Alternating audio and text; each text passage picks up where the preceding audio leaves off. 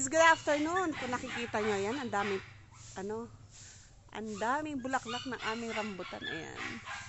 Sobra, no? Ito.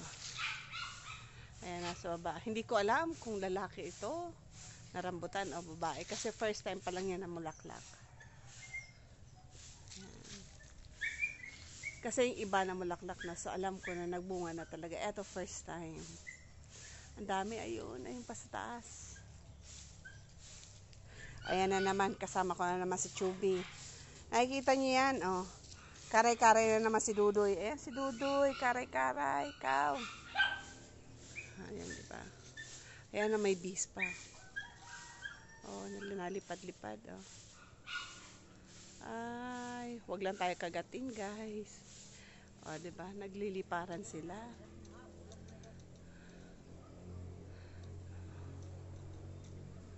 Ang daming bees. Yan.